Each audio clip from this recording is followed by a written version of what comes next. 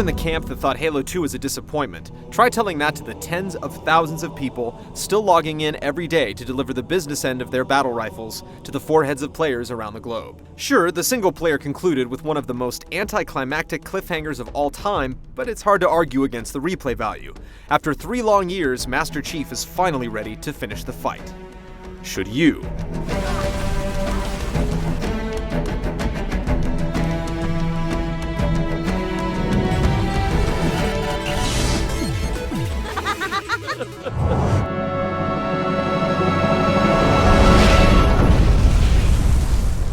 Halo 3 doesn't wait long to sew up the loose ends from the second game, as Master Chief finds himself on Earth, where he's forced to take up an alliance with the Arbiter.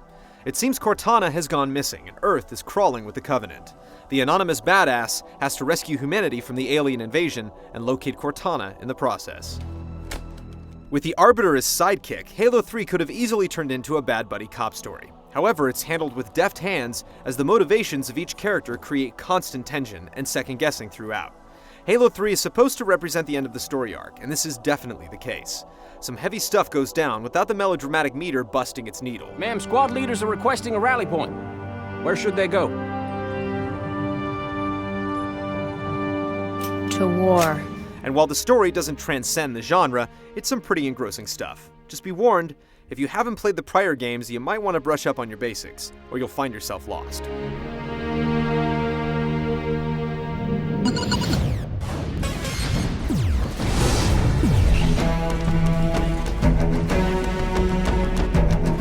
The original Halo was criticized for its repetitive levels, but it did manage to bring about some significant tweaks to the genre.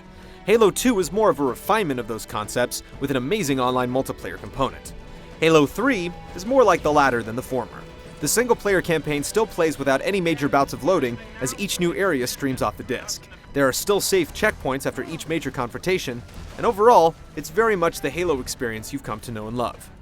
Tack on the ability to play through the campaign cooperatively with up to 3 other people online on 4 different difficulty settings, and you can begin to see how the 10 to 15 hours it takes to complete, based upon skill level, works out to be much more than that. Its longevity is bolstered even further by campaign scoring. As you and your friends play through the campaign together, you're rewarded with points that will ultimately earn you achievements. If you find one of more than a dozen skulls scattered throughout the game, you can enable it to get point multipliers. To balance things, each skull you enable makes the game more difficult. The entire campaign is designed like one big roller coaster. There are no repeat levels, hardly any backtracking, and no need for arrows on the floor showing you which way to go. While it remains a linear experience, you're swept along from one epic confrontation to another at an unrelenting pace. There is no downtime in Halo 3, and every locale is unique and memorable. Then there's the 16-player multiplayer. If you're one of the people still playing Halo 2, you might as well clear your calendar now, and for the next several years. Halo 3 is loaded with that much content. There are 11 different maps on the disc, and each has its own distinct personality and requirements for success. Some consist of tight quarters, where respawning can't happen soon enough, and the battle ebbs and flows back and forth like a seesaw. And then you have the classic county-sized maps, where vehicles and organized transport play a much larger role. And then there are the ones in between, where infantry and transport are important in equal measure. Everything from the weapon and vehicle placement to the terrain has been perfectly balanced to facilitate heated online hostilities.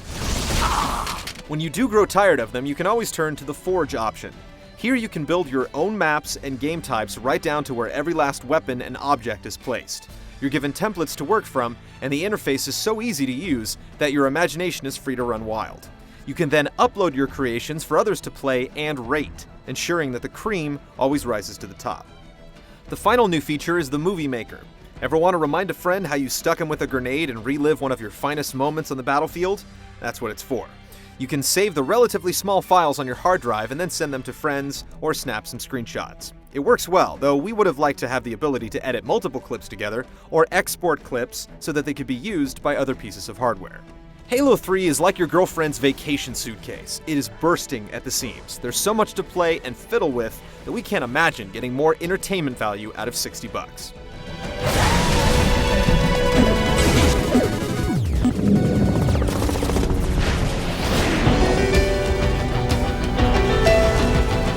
The first Halo introduced the rebounding shield, weapon management, and hot buttons for grenades and the melee attack. The coup d'etat in Halo 2 was dual-wielding, and Halo 3 It's all about the deployable. Utilizing the X button, you can employ protective bubbles, portable blast shields, and more. On the easier difficulty settings, they're basically an accessory, but on the legendary setting, they're a necessity. Best of all, they carry over to the multiplayer, where entirely new strategies are formed. At the same time, this is one of the major disappointments of Halo 3. There just aren't a lot of groundbreaking gameplay elements. Turrets and shields have been a part of PC shooters for almost a decade, and this is one area where the Halo series is still playing catch-up. You get all the staples of the series, but there's nothing trailblazing, like the rebounding health meter. That's not to say that there aren't more additions, though. You get a small arsenal of new weapons like the Spartan laser, which takes an irritating 3 seconds to fire but deals an exorbitant amount of damage, the practically worthless flamethrower, and a brute shotgun. More effective and fun is the ability to snag turrets from their tripods and operate them manually. Our personal favorite has to be the brute hammer. This blunt trauma weapon is capable of taking out the game's toughest enemies with a couple of blows. And then there are adjustments to existing armaments like the Needler, which is now actually useful, and a couple of grenades making their debut for good measure. More worthwhile are the new vehicles, and there are tons. This is where Halo 3 really outdoes itself. In addition to the brand new four-wheeler dubbed the Mongoose, you get the Hornet, the USNC's version of the Banshee, the Brute Chopper, a motorcycle-like vehicle with rotating blades on the front, and several more. Just like the rest of the game, they're all perfectly balanced, with strengths and weaknesses to exploit. Bungie once described its Halo design philosophy as creating 10 minutes of intense gameplay and then replicating it across the entire experience. It's accomplished this by delivering some of the best enemy AI in the business. Its reputation holds strong here. Enemies are constantly looking for angles by climbing on top of objects or looking for peepholes, and they're smart enough to know when they're outgunned and will run away seeking cover. If only the same thing could be said of your allies. USNC drones are practically worthless, often failing to get into vehicles and otherwise being more of a nuisance than an asset. Let one of them get behind the wheel of a warthog while you man the turret and say your prayers. The Arbiter fares a little better in intelligence, but his attacks are far too weak to change the tide of battle. The gameplay in Halo 3 can't exactly be considered combat evolved, it's more like combat refined. Yet the battles are so frenetic and the enemies so smart that no two frays ever play out the same. With the new weapons and vehicles, both the intensity and thought required to succeed peak the meter.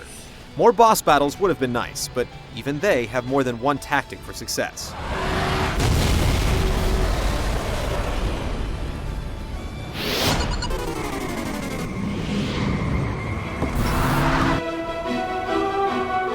The first two Halo games set technical benchmarks on the consoles, but this is one area where Halo 3 will be a disappointment for some. It's definitely not the best looking console game on the market, or even its platform, but it's still bursting with visual trickery and eye-popping scenery. It also manages to run in a rock-solid clip while splashing literally dozens of enemies across the display, all engaged in combat with explosions, vehicle damage, and some incredible physics commencing at once. The real sore spot is the character modeling. They simply don't look as good as you'd expect. The audio pulls no punches and manages to trump the visuals by a substantial margin. There are so many different audio clips for Allied soldiers that you'll be hearing new ones right to the end. Hurl next time. The writing is sharp and witty, and the voice acting throughout is impeccable. Check it out. No way. A Spartan? For real. You better not be. Oh man, he's here. Once again, the score comes shining through and kicks in at all the right moments, sending those chills up your spine that only gaming can provide.